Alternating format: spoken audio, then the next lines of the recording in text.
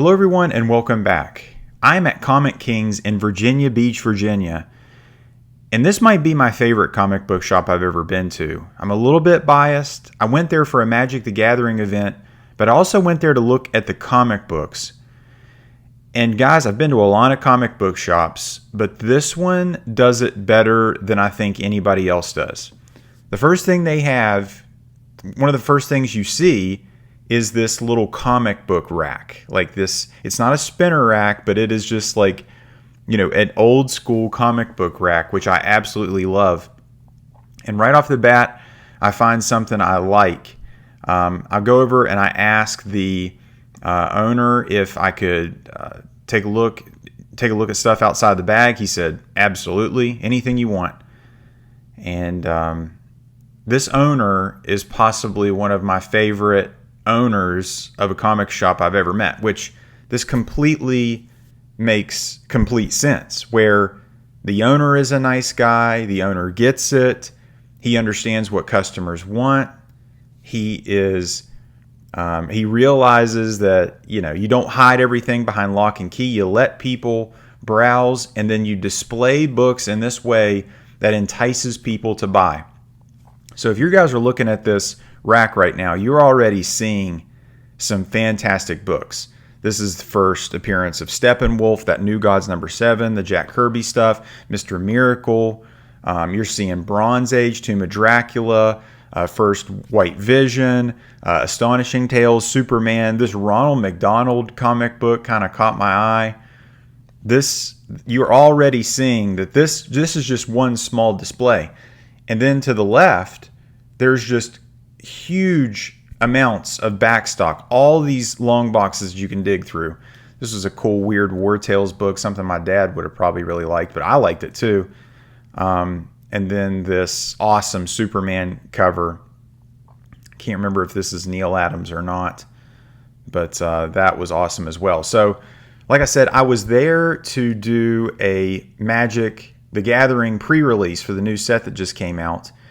And the owner recognized me nearly immediately. So I go over to him. He's sitting over in the corner, and we start talking. And I've done a video about this place before, and we start talking, and we talk about this other shop. If you're from the area, you know this other shop called Trilogy.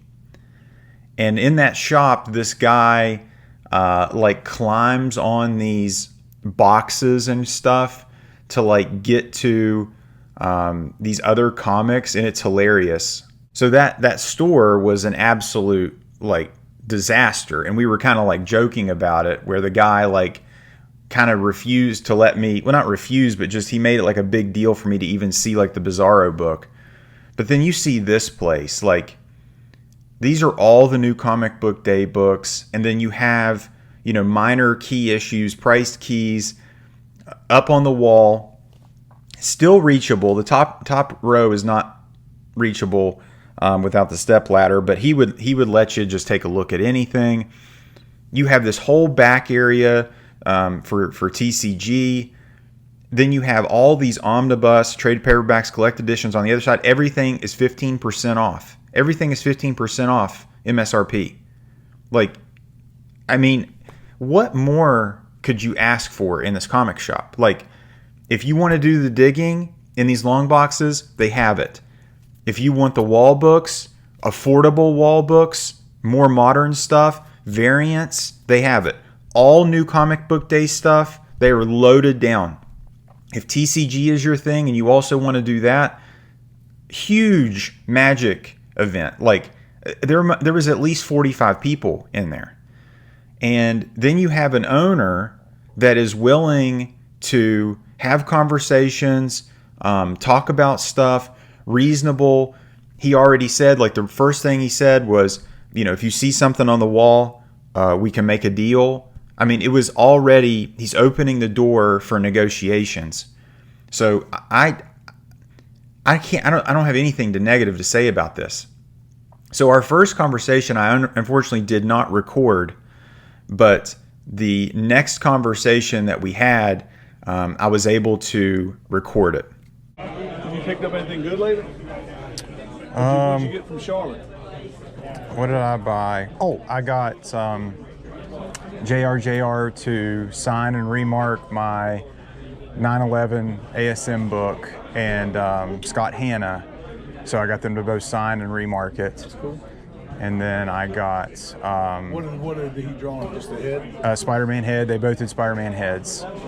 And then I got Daryl Banks to sign my Green Lantern where he's holding the rings. Yeah. And he did a remark. I didn't buy any books. I just went there for signatures and to meet these guys because I had never done that. And I was like, this is awesome. Was everybody cool? Yeah, they were awesome. Like, it was so much better. Like, because the dealer situation is kind of like, you know, you're haggling, and it's just a different experience. I mean, it's both of them's fun. It's just different. Yeah. There's several creators. I wanted to meet Scotty Young, but I mean, that's the Scotty Young show. I mean, his line was crazy. Jenny Frizen's line was crazy. I wanted to meet Chris Claremont, but his line was crazy. Oh, I got Dan Jurgens to sign my Death of Superman omnibus. Oh, that's nice. So. What was he charging for a signature? Free. Oh, really? Yeah. Nice. Yeah. Yeah, you don't see that. Yeah, JR was expensive, but he was so cool. He was a cool dude. He's a legend. Oh yeah, yeah. I got one autograph. I got Jim Starlin. Nice. That was pretty cool. And there was nobody at the stand. And one guy was in front of me when I walked up. And oh, you got lucky, because his line was crazy too. Oh, really? Yeah. Yeah, it was Saturday afternoon. We got there Friday and Saturday. I tried to see him Friday and I couldn't find him. Boy, he wasn't there. Yeah. Away from the table. Yeah, I kind of looked around. I looked at this first Jonah Hex book. I can't remember. All Star, was it something Western? I kind of like that old Western book, but I didn't buy it. I haven't. Good stuff. I don't know who this one dude was. He must have had a $1 million wall. It was just awesome. High grade stuff. Yeah, I don't know what's the story behind these guys. Like, where do they get it? What? They, you know, one thing, I don't know what the pricing was. A lot of guys didn't have prices on that shit either. They probably still got it because they want so much for it. Yes, you know? and it's to the point where it's just kind of like showing their collection. Yeah, right. It's like they're just like flexing. Yeah, you're not a dealer. No. You're a shower, you know? Yeah. Like that Metropolis. I don't know if you're familiar with them. I'm dealt with them. The prices are like, it's almost like they don't want to sell them because it's just promotion for their auctions. Yeah, and they can. I mean, and they're from New York, and people will go. The guys I know that do the New York show say that people just hand you money up there. They don't haggle, and so some of them guys, that's what they're used to. Yeah. And end up there figuring, well, if I can't sell it here, I'll sell it when I get back north. I mean, I would say a majority of people, if not most people, haggle at heroescon. I mean, I would say nobody's just going in there paying full price. That's all. I mean, I'm used to it. Yeah. I mean, I go there when we do the show. The dealers hit me up the first day. We smoke it on the first day, just telling the dealers, and they'll go over there and take it and put it right on their wall. Yeah, that's what grinds my gears, man. Like the back and forth selling, like, and then the dealers get the first shot. It's not. That's true. It's not fair. Yeah. Back in the day, before the internet came around, it was fun because it was a challenge. Yeah. You know, if you did your homework and you knew what the hell you were doing, you knew what was hot. Yes. And you know, you didn't have an internet to look up and tell you, oh, look for these 10 books here. So we'd get if I wasn't doing a show, I knew somebody doing it. I'd get me an early pass in. I mean, I would just rate these guys $1, $2 prices. Well, that's when comic knowledge. I mean, to have comic knowledge was true power and money. I mean. Yes. And it's just. Because I've come in it way after that. I mean, there's literally apps that tell you what the keys are, and so. Yeah. So if you don't get to a guy first thing in the show, yeah, it's over. because a dealer's gotten to them, or a flipper, a hustler's gotten to them. Yep. Can I look at your first Goon and the Man Thing, the Savage Tales?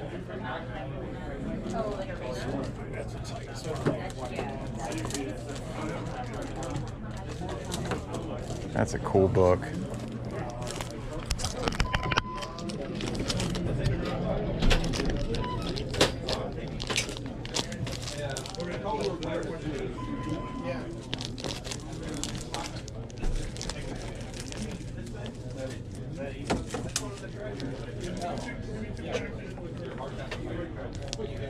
I haven't checked GPA on them recently. I mean, if it's cheaper, we'll go with that, and cheaper than that if you're interested.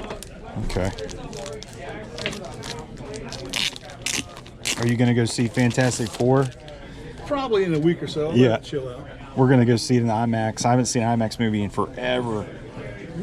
I went to my shit, man. We haven't been to a movie in forever. We just went and saw it 28 years later. It's the first thing I've seen since COVID. I haven't. How was that? It wasn't bad. I mean, I love the first two. Yeah. The first one especially. And this one was different. People said, "Oh, it's totally." And they did. Some guys said it was cool, but it was different, which it was. But it wasn't terrible. And everybody's saying that Superman's supposed to be really good. It's awesome. Yeah, it's awesome.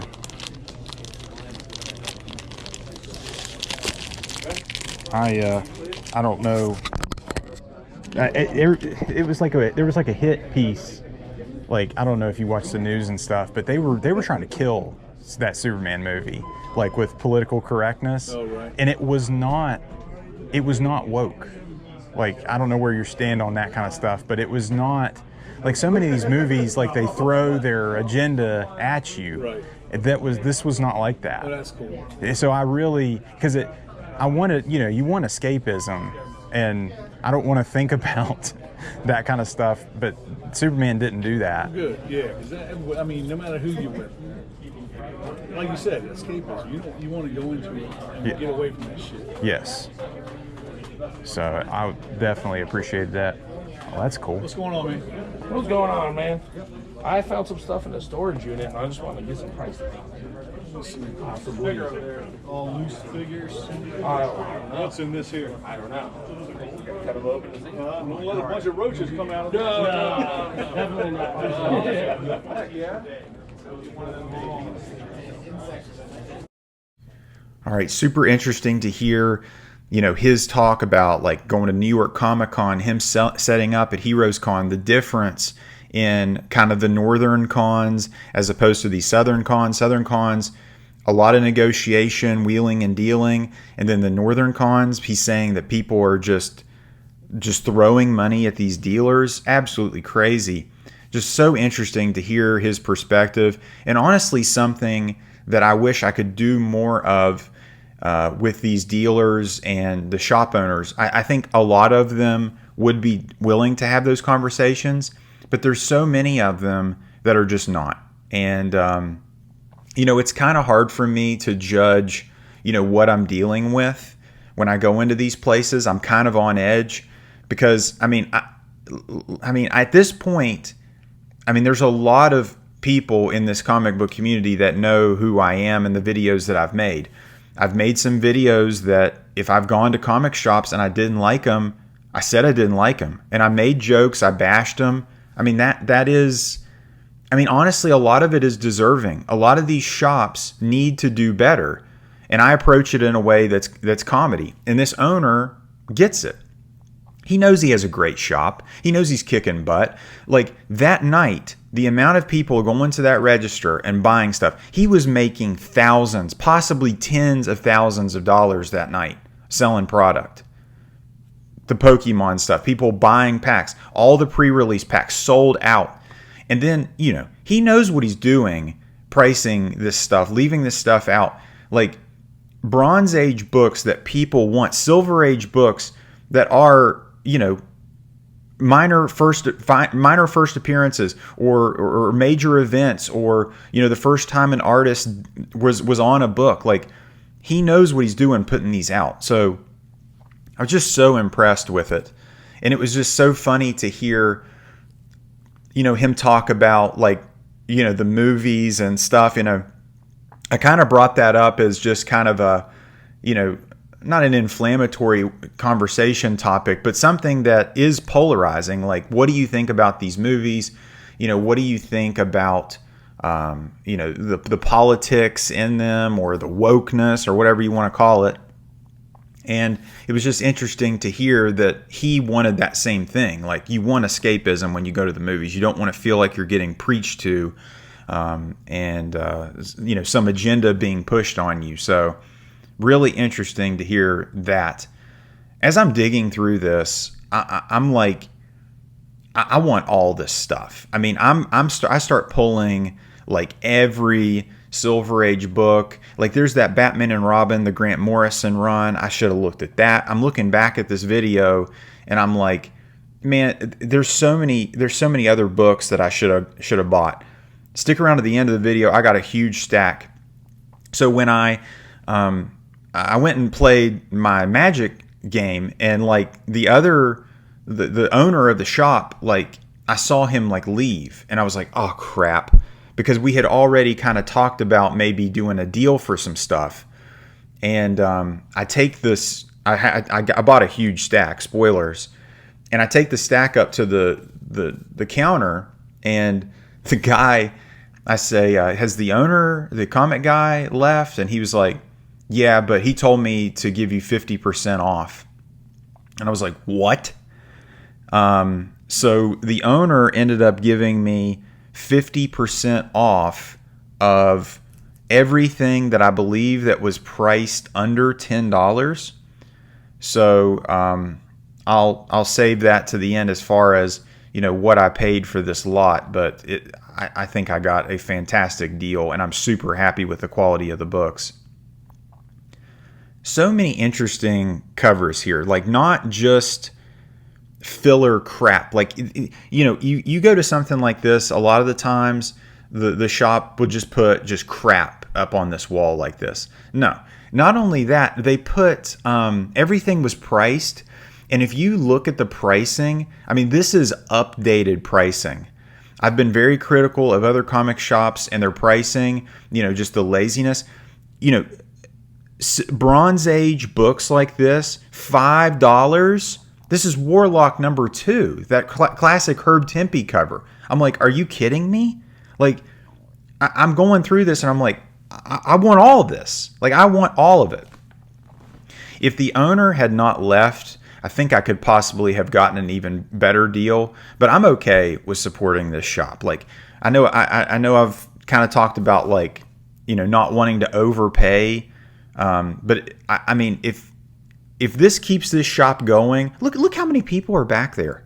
Like, look how many people are in the shop. It's packed, and the energy was so positive. Everybody was so cool. The games that I played were so competitive.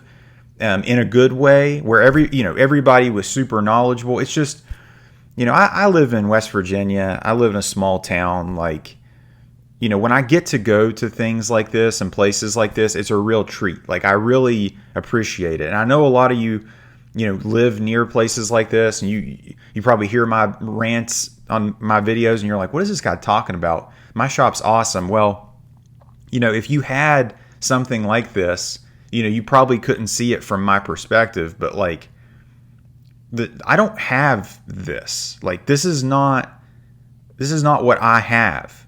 So when I get to see places like this, and I get to go and I get to see books like this, it's very exciting for me. And, it entices me to buy when the prices are reasonable.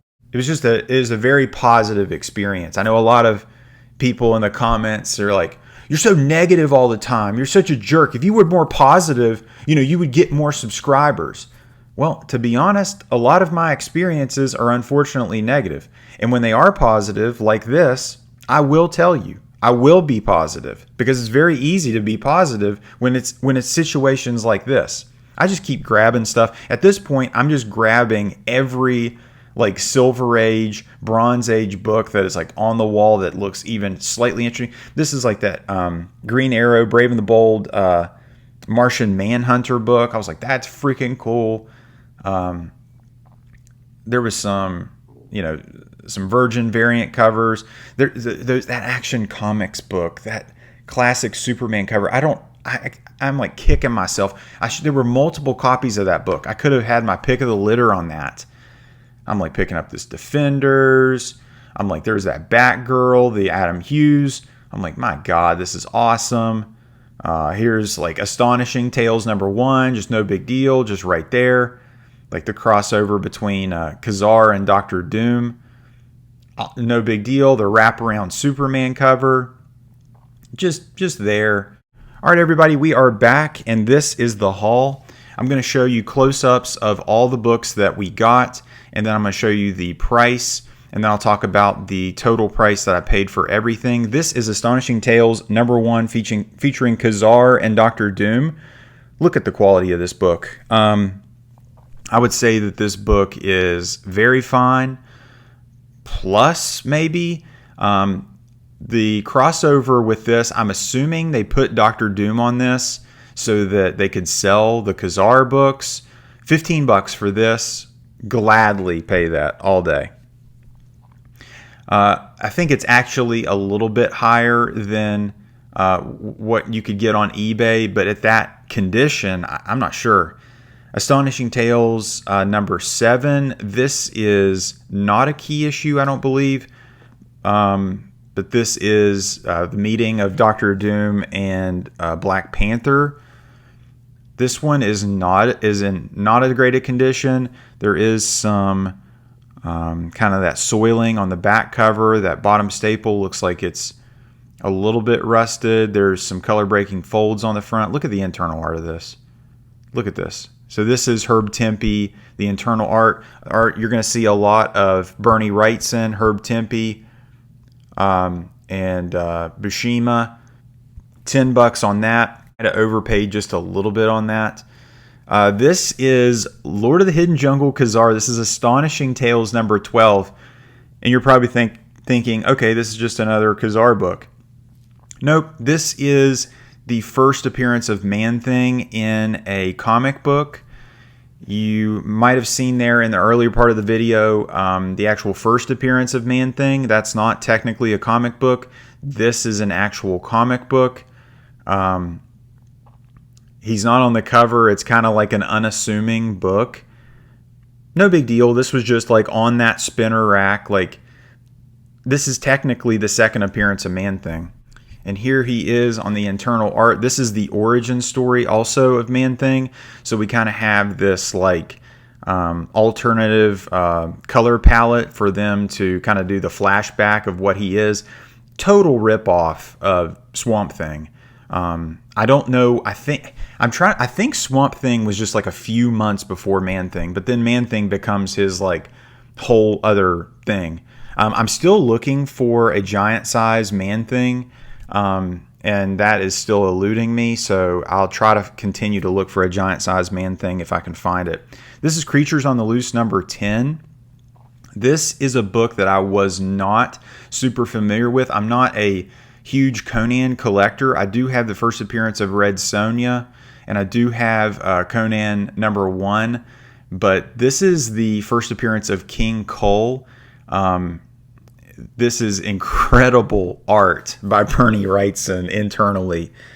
This, I believe, is the only like key issue in that run. I was not familiar with that run specifically. This is awesome. Strange Tales #148. This is the first appearance of Kalu. This is when it was still Nick Fury and Doctor Strange. Then obviously they kind of kicked Nick Fury out of his own comic book, which is pretty funny. This is like a stereotypical low grade, Silver Age, late Silver Age comic. Really incredible internal art. I always have the Nick Fury story first and then the Doctor Strange story later. $10 for that. Super, super nice. Incredible cover too. The color's still really held up. This is the only modern book I bought. This is Batgirl #1. This is the New 52. When they rebooted everything. This is a Adam Hughes cover. Honestly, just an iconic Batgirl cover. Gail Simone's story. I've never read this story. Honestly, this was a cover buy for me. This is, I would say, technically still near mint. I mean, barely near mint minus. It's got multiple color breaking spine stress lines. $10. Probably worth maybe $8. I bought it. I thought it was really cool. I enjoyed it. Swamp Thing number 7. This is a Bernie Wrightson cover and internal art. This is the first time Swamp Thing and Batman have met. I've actually read this. I've read this whole beginning of this run. Obviously not the best Swamp Thing stories. That comes later with Alan Moore. But their art is worth the price of admission in this. The story, not so much. This is a really, really cool comic. I've never owned this. Len Wein's story. Him and Bernie Wrightson kind of teamed up to make Swamp Thing. I thought this was a great, great price. I think it's kind of like a good plus kind of quality book, mid to low grade. This is The Brave and the Bold number 75. This is actually the first time Neil Adams did a Batman cover. I thought that was awesome. Again, stereotypical low grade book, nothing crazy high grade condition wise, but just like an iconic cover. The internal art it's kind of funny. There's a panel of the exact cover, and the difference in the quality of those is pretty crazy. $6. I thought that was a great deal. I actually heard some things about Neil Adams at HeroesCon that were kind of surprising. This is Mr. Miracle number 4. This is the first appearance of Big Barda. This is a book I've really, really been wanting. After reading the Mr. Miracle run by Tom King, if you've read that, Big Barda is such a huge part of it. Her and Scott Free get married. They have a child. It's one of my favorite comic book runs of all time. We've got Big Barda right here on the splash page. Look at this Jack Kirby art. That character in the foreground. Oh, that's Mr. Miracle's like sidekick. I can't remember his name. $20 for this. I think that's a great price and something that I really, really wanted. This is a book you guys saw earlier in the video. This is Warlock number 2. This is kind of when Adam Warlock gets the new suit, like his iconic suit, and what we know him of in modern times. This book is pretty rough.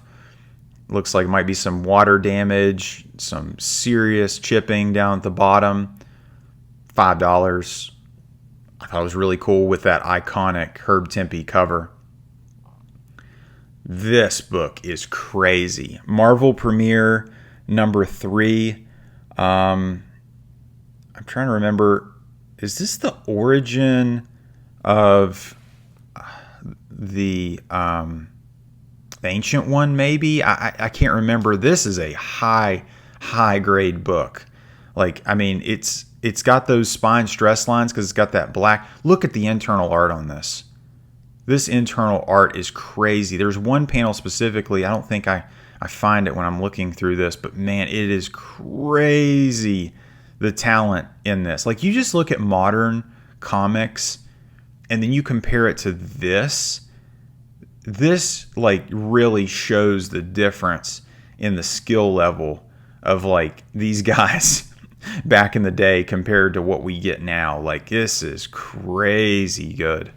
$20 for this. I think that's right on the borderline of being like a little bit.